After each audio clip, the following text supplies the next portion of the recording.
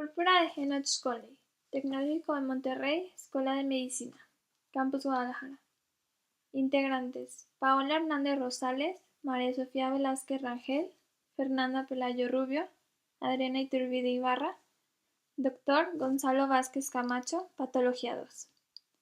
La púrpura de Henoch Colley se caracteriza por una vasculitis de pequeños vasos con artralgias, púrpura palpable y síntomas abdominales que se acompañan de una glomurulonefritis proliferativa aguda. En cuanto a la epidemiología, afecta principalmente a los niños. En el caso de los adultos, los hombres afectan más que las mujeres y se ha visto un mayor porcentaje en raza blanca que en raza oscura. En la mayoría de los casos es una enfermedad autolimitada con resolución espontánea, sobre todo en niños. Sin embargo, un porcentaje bajo de pacientes, predominantemente adultos, evolucionan a una enfermedad renal crónica. La púrpura de Henoch Colley es un síndrome de vasculitis sistémica que afecta la piel, tracto gastrointestinal, articulaciones y riñones, en los cuales nos vamos a enfocar durante esta presentación. Se caracteriza por un depósito de inmunocomplejos que contienen principalmente IgA con la consecuente inflamación de los vasos sanguíneos. Respecto a la etiología, aún no se sabe exactamente qué es lo que la causa. Sin embargo, se cree que tiene un origen multifactorial. Tenemos diversas teorías. En primer lugar, tenemos algunos antígenos que se han visto asociados, principalmente el estreptococo A con los anticuerpos anti-streptolicina O. También puede ser debido a factores ambientales como el frío, a infecciones de las vías respiratorias superiores, ya que de los pacientes que padecen Henoch Colley, de un 30 a un 50% de los casos ha sido precedido por una infección de vías respiratorias y a medicamentos como lo pueden ser la penicilina, ampicilina, eritromicina y quinina. La enfermedad es causada por anormalidades en la IgA por una glucosilación defectuosa del residuo terminal beta-1-galactosil debido a la deficiencia de la enzima beta-1,3-galactosiltransferasa en las células B periféricas. Esto hace que se exprese un residuo N-acetilgalactosamina, que constituye un antígeno desencadenante de una respuesta humoral autoinmune. GAENAC y GA1 en la circulación favorecen la formación de inmunocomplejos que se depositan en varios tejidos e inducen una inflamación local. La IgA, que se une al factor cristalizable, hace que se forme un complejo mayor. En el riñón, estos complejos se localizan en el mesangio debido a la presencia de un receptor CD71 en las células mesangiales. Esto provoca la proliferación, liberación de citocinas y producción de matriz extracelular. La IgA deficiente de galactosa polimérica es reconocida por la IgA1 o IgG y se forman inmunocomplejos circulantes. Debido a su tamaño, el hígado no los puede catabolizar mediante el receptor asialoglucoproteína, lo que hace que aumente su cantidad en la circulación y se deposite en el glomérulo y en diversos órganos. La IgA deficiente de galactosa es más propensa a depositarse en los vasos como inmunocomplejo, junto con componentes de la vía alternativa del complemento y otras inmunoglobulinas como la IgG e IgM. Hay una activación del complemento, por lo que en la mayoría de los pacientes se puede observar depósito de C3. También se encuentran regularmente factor B y MAC acompañado de la IgA. La presencia de MBL, ficolina y MAST están asociados a un mayor grado de proteinuria y hematuria, también a un mayor daño histológico, y estos a su vez activan la vía de la lecitina del complemento. Hay una activación de células mesangiales, proliferación y glomerulosclerosis una vez que se deposita el inmunocomplejo de IgA, sus diferentes componentes como la fibronectina C3b se pueden unir a sus respectivos receptores en las células mesangiales e inducir su proliferación, producción de matriz extracelular y síntesis de quimiosinas como la interleucina 8. Estas van a atraer a los polimorfonucleares y monocitos. Las células mesangiales también pueden ser activadas por citocinas de la fase aguda como la interleucina 1, TNF-alfa e interleucina 6, o aquellas de la fase crónica como el TGF-beta, TDGF, que son producidas por ellas mismas.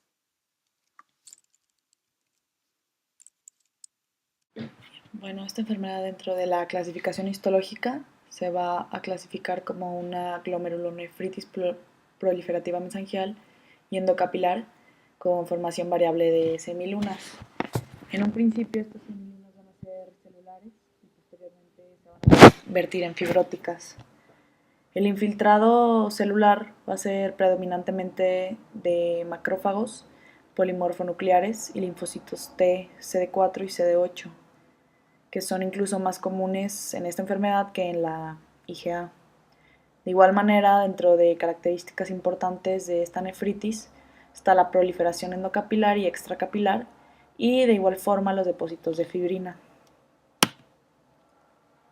En la fotografía en pantalla podemos observar los depósitos de IgA muy característicos de la púrpura de Henner-Schönlein que se muestran en el glomérulo con esta misma tinción. En esta imagen podemos observar la formación de semilunas, al igual que la fibrina que está depositada en medio de la proliferación celular. Y bueno, en esta zona podemos observar la compresión capilar en asas y bueno, alrededor se muestran los túbulos que bueno, en este caso van a ser normales. Aquí en la inmunofluorescencia también podemos encontrar los depósitos positivos de IgA. Y en esta fotografía, bueno, es una biopsia de una mujer de 19 años que consultó por dolor abdominal, compromiso renal, pérdida de peso, episodios recurrentes de hematuria, antecedentes recientes de lesiones purpúricas en las extremidades inferiores. Y bueno, esta biopsia demostró predominio en el depósito de IgA y por lo tanto se va a concluir que el diagnóstico va a corresponder precisamente a una nefritis por púrpura de Henner-Schönlein. Dentro de la fotografía podemos también observar la proliferación celular mesangial positiva. Este depósito de complejos inmunes de localización mesangial y paramesangial. De igual manera se observa la matriz mesangial expandida. En esta fotografía electrónica se observa el glomérulo y se muestra la proliferación celular endocapilar en asas, que podemos observar en la flecha mostrada en pantalla, que van a ser estas. Y bueno, existe un estudio internacional de enfermedades renales en la infancia que correlaciona las lesiones glomerulares con las manifestaciones clínicas y el pronóstico. Y la clasificación histológica va a ir de la clase 1 a la clase 6. La clase 1 teniendo alteraciones mínimas, la clase 2 proliferación mesangial, la clase 3A proliferación focal con semilunas, trombosis, necrosis o esclerosis en menos del 50% de glomérulos, la clase 3B, la clase 3A difusa, clase 4, clase 3 con el 50-75% de los glomérulos afectados, clase 5 va a ser la clase 4 con más del 75% de estos glomérulos afectados. Finalmente, la clase 6, un patrón pseudomembrano proliferativo. Y bueno, los pacientes que se encuentren de la clase 1 a la clase 3B, en un 25% van a presentar un síndrome nefrótico. Y los pacientes que se encuentren de la clase 3B a la clase 6 van a presentar fallo renal. El depósito dominante es de IgA1, que podemos encontrar principalmente en el mesangio y áreas paramesangiales, pero se puede extender hacia las áreas subendoteliales. Pueden llegar incluso a depositarse subepitelialmente. Como se ve en la imagen, también pueden depositarse IgG, IgM, C3 y properdina. Dentro de las manifestaciones clínicas, tenemos que no todos los pacientes cuentan con las afecciones en los 4 sistemas, que son piel, tracto gastrointestinal, articulaciones y riñón. Todas las manifestaciones se dan a causa de los depósitos de inmunocomplejos.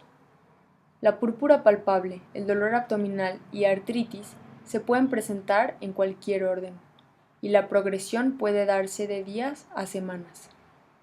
Todos los pacientes desarrollan erupción de pápulas eritomatosas no pruriginosas que evolucionan a púrpura palpable, siendo definida como hemorragias cutáneas mayores de 10 milímetros de diámetro. Esta aparece principalmente en zonas de declive, como extremidades inferiores, superiores y nalgas. La artritis no migratoria se manifiesta en el 75% de los pacientes, comprometiendo tobillas y rodillas. Los pacientes no desarrollan deformidades en las articulaciones ni artritis erosiva, pero sí puede haber limitación de la movilidad. El dolor abdominal ocurre en 65% de los pacientes y se puede confundir con apendicitis, aproximadamente una semana después de la erupción. Los vómitos y hemorragia ocurren en el 30% de los pacientes. También puede presentarse náuseas, melena y hematoquesia. Los síntomas antes mencionados se pueden acompañar de fatiga, debilidad, fiebre y cansancio. La enfermedad renal es la secuela tardía que comienza dentro de los primeros 6 meses. Es la más grave de las manifestaciones, ocurriendo en un 20 al 100% de los pacientes. Y aunque la muerte es rara, la enfermedad renal es la principal causa de muerte en esta enfermedad. El riesgo de padecer compromiso renal es superior en mayores de 10 años, si la púrpura es persistente, si hay dolor abdominal severo o si hay episodios recidivantes. Se manifiesta con síndrome nefrítico o nefrótico, y los principales signos de compromiso renal son hematuria microscópica, sedimento activo y proteinuria. La glomerulonefritis puede remitir, aunque también puede ser progresiva y crónica. Esto es más en adultos que en niños. No existe una prueba definitiva para realizar el diagnóstico. Es principalmente clínico y hay que sospecharlo en personas que presenten la tríada clásica de púrpura palpable no trombocitopénica, dolor abdominal y artritis. La biopsia renal se recomienda para mostrar las características de los cambios histológicos, como vasculitis leucocitoclástica y depósitos. Tenemos unos criterios que nos pueden ayudar al diagnóstico de la púrpura de Henoch. Los primeros fueron realizados por el American College of Rheumatology. Estos indican que el paciente por lo general es menor a 20 años, cuenta con una púrpura palpable sin trombocitopenia, así como un compromiso intestinal de tipo difuso y vasculitis leucocitoclástica. Estos fueron modificados por el Consenso Internacional en Viena en el 2005, donde nos indica que la púrpura palpable tiene que estar presente de manera obligatoria, tiene que haber un dolor abdominal, artritis, compromiso renal y depósitos de IgA en la biopsia. Nuestros hallazgos laboratoriales vamos a tener que el complemento y las plaquetas se van a encontrar normales. El IgA sérico deficiente de galactosa va a estar elevado, especialmente durante la fase activa. También podemos encontrar agregados de fibronectina e IgA-ANCA. Y unos muy importantes son el factor reumatoide IgA, inmunocomplejos IgA-IgG y anticuerpos IgA anti-alfa galactosa. El tratamiento va a ser principalmente de sostén. Se han utilizado los corticoides que han funcionado para las manifestaciones sistémicas, sin embargo, no se han encontrado beneficios específicamente en las afecciones renales. Para pacientes más severos, más graves, vamos a utilizar anticoagulantes, ciclofosfamida, inmunosupresores y plasmaféresis. Algunos factores que nos indican un buen pronóstico serían la hematuria, proteinuria leve y una afección mesangial focal. Por otra parte, los de un mal pronóstico son la presentación nefrítica aguda, si nuestro paciente tiene una edad avanzada, una proteinuria de rango nefrótico específicamente, depósitos de IgA tanto en el mesangio como en las paredes capilares periféricas. También un aumento en la fibrosis intersticial, necrosis fibrinoide glomerular y un mayor número de semilunas en la biopsia.